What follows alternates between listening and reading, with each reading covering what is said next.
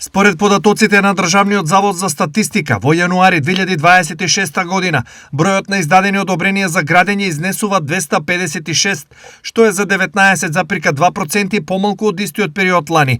Најголем дел од објектите се високоградба, а најмногу инвеститори се физички лица.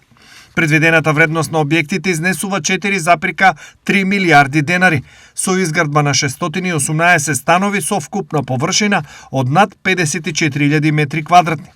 Во однос на инфлацијата во февруари 2026 година е умерена, зголемување од 0,2% во однос на јануари.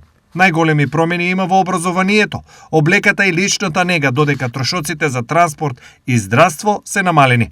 Во споредба со февруари 2025 година, трошоците на живот се зголемени за 2,9%, а цените на мало за 1,6%.